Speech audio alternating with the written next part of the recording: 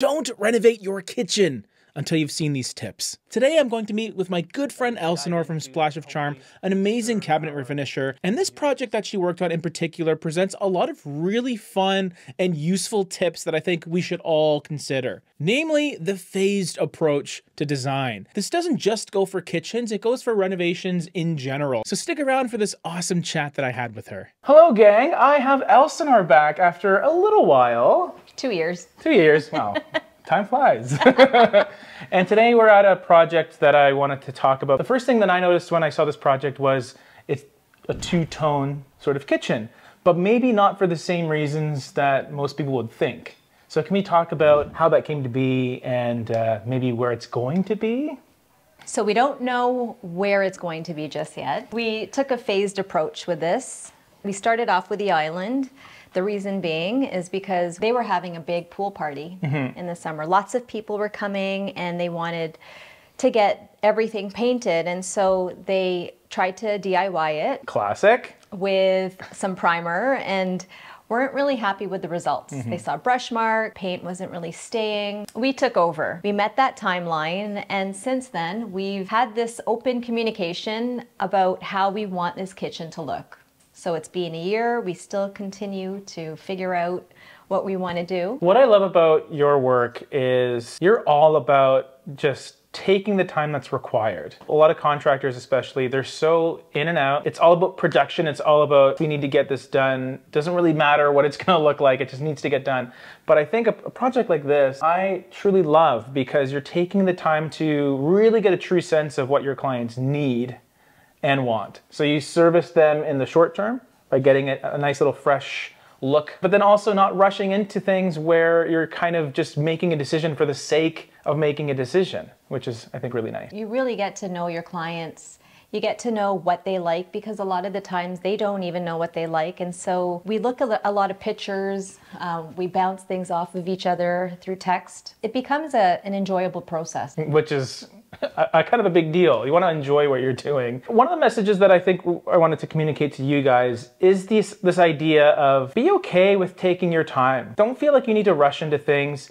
And also, I think Elsisnore's phased approach is such a huge little like tidbit that I think a lot of you can apply, where maybe you don't need to do everything all at once in your kitchen renovation. You can just start with something like a kitchen island, which can create a huge impact. And another thing I want to talk about is this aspect of time and living with maybe that phase, that first phase, which can influence maybe how you want things to go down the road. I don't think that this will be the end look. You would say is a kitchen in transit, like a transitional sort of stage of the design process. Yes. I actually love the idea of not only the two-tone look, but a more natural look mixed with paint, because in some cases, if this is what you're starting with and people want to change, maybe you don't necessarily need to change everything, especially all at once. I agree. And actually, I wasn't really on board with keeping the rest like this. And not quite a year later, but close to a year later, and we did this part.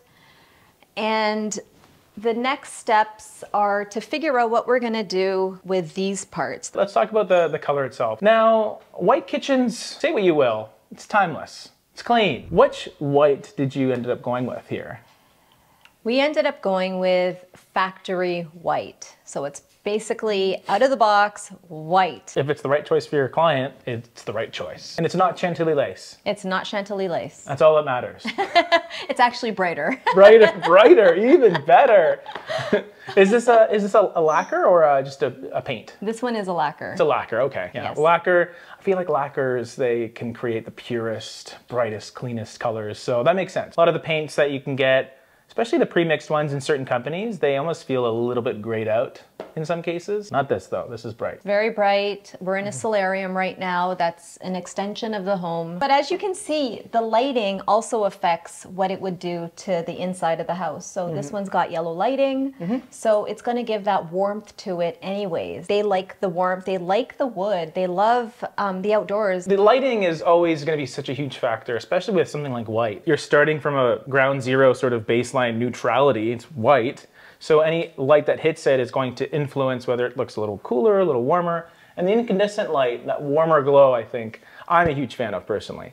It doesn't always produce the most vibrant light, but you don't necessarily need that in your home. I just also want to say that a lot of people think that you got to rip out the kitchen. You can't do anything with these types of cabinets. You've got the hinges that are visible. It kind of dates it. People don't know that you can go to Home Depot or any hardware store and get the more modernized version in brushed nickel. Actually, when we first started this, we painted it all and it was time to put it together. And Deb said, we can't put those hinges on.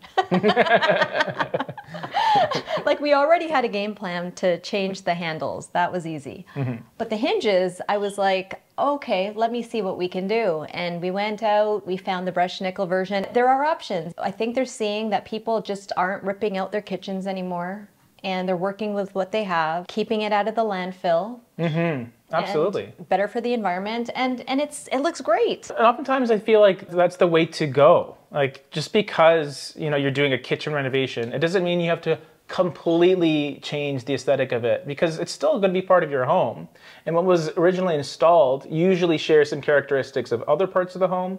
So don't feel like you need to completely go the complete opposite of what's there now. Try and maximize what's there. That's what I've done in both my personal kitchen renovation. Instead of gutting things, I painted one aspect of it, or I just changed the countertop and then kept the cabinets in the other kitchen. Sometimes the answer is already there. It's just about those little tweaks you can make, whether it's the same design of hinge, but just maybe a different finish, or just maybe color changes and then the countertop can stay.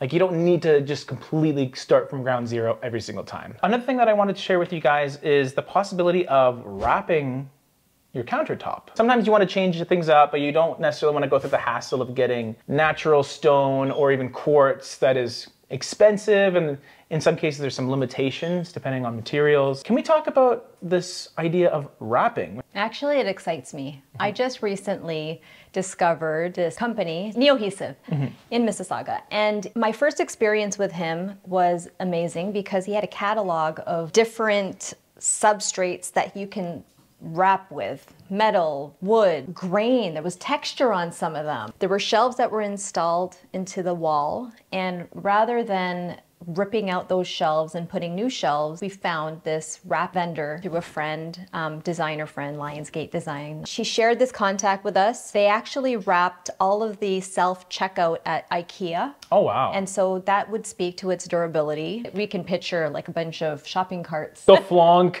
shelving, and trank chairs. If it's good enough for IKEA, like commercial grade, I mean, that tells you something. It's not just like a wallpaper. No. When you're looking for an alternative, there are alternatives. Can be wrapped, it looks beautiful. You're not relying on a contractor to rip out the old existing shelves, patch it up with drywall and do that whole thing. It's easy, it's quick. It's there, it's an alternative, and there's probably different vendors, but I mean, it's just something that is worth looking into. Or if you want to salvage this unit, let's say theoretically, pretty tough to separate it all together and then put granite in to sort of match this, and you're not going to be able to match this. Any project that you're doing where you're not starting from scratch, you need things to fit in certain areas, I think that is such an awesome option because it's all just cut to size. There's a lot more flexibility there, which is really great. When I paint a kitchen, there's little pieces in there that I would have liked to have wood, but just not orange wood. Better tones,